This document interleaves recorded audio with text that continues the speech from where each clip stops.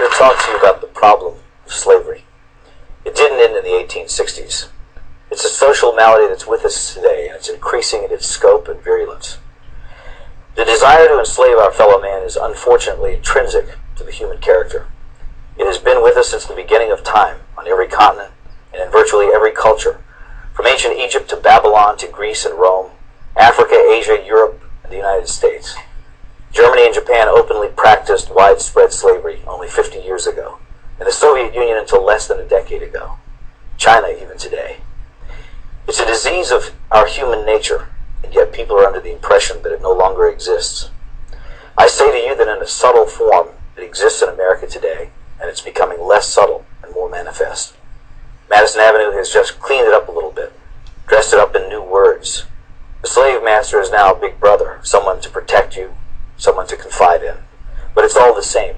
He owns your life. And this may sound far-fetched, but I think I can prove it. When the IRS allows you a tax deduction, they and their congressional collaborators and the media call it a tax subsidy. In other words, they designate it as a gift to you, a subsidy. The only way they could conceive this terminology is by presupposing that they, i.e. the government, own all the money. Their view is that they're entitled to it all. That which they allow you to keep is their compassionate and generous gift to you. How can this be? You create the money by your efforts, your sacrifice, your creativity, your risk-taking. So how can it belong to them? It's very simple. They own you. They own everything you produce, your money, your house, your thoughts and ideas, your children. If you go to a foreign country to work, you still have to pay the U.S. income tax.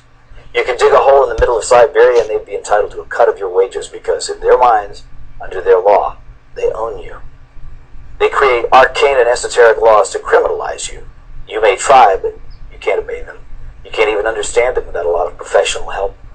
You have to run around slavishly collecting little pieces of paper, receipts, 7 years of detailed financial records because you might be called on to give an account of yourself to the big boss man.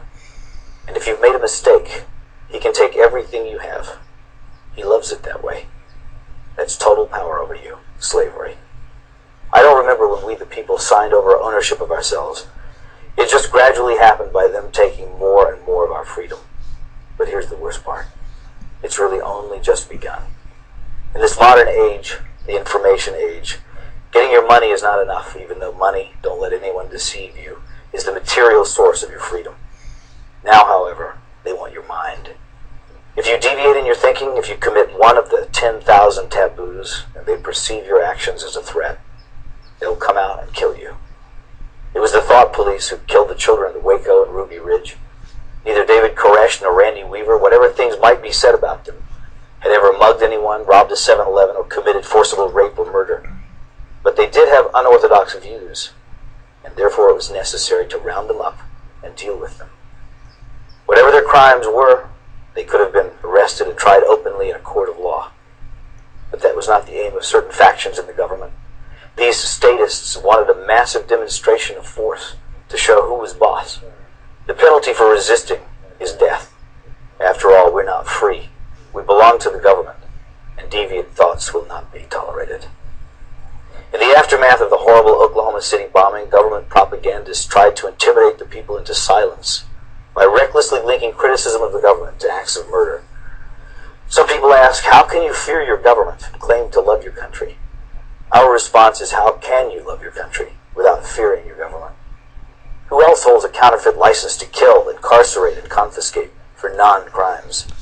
Remember, America is about liberty first and last, not obedience to bureaucrats. The Washington power clique wants you to shut up, get in line, do what you're told to do, and most outrageously, think what you've been told to think. We have hundreds of politicians and thousands of lobbyists crawling all over Washington, thinking of ways to control you, to extend their will over you, to subvert your freedom and replace it with their will, to capture, that is, to steal, your life force. And so we should all be very angry, because anger is the engine that drives our will to resist. And without resistance, without awareness, they will take it all. That's not just politically perverse, it's a sin against mankind, because freedom is actually sacred. Drop an ant into a jar and seal the lid. It will spend the rest of its life trying to get out. It has nowhere to go, but it wants to be free. That is its nature. It's the way every living thing is made. Once, a long time ago, I saw something at the zoo, a wolf lying in its cage. I thought about how this magnificent animal was the end product of millions of years of evolutionary design.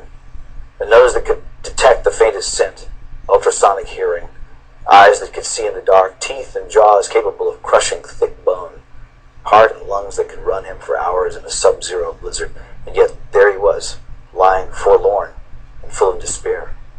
He was well fed. He had a clean habitat and water and medical care. So what was the problem? He was sick with the knowledge that his wonderful powers would never be exercised again. And so he lay there, his head on his paws, staring blankly ahead at perhaps some imaginary forest that he could never reach, because there were bars around him. They had not killed his body, but they were destroying his soul. God gave Adam and Eve freedom, even though he knew they would invite death into the world. That's how important freedom is in the divine scheme of things, and that's why we urge you to defend it always.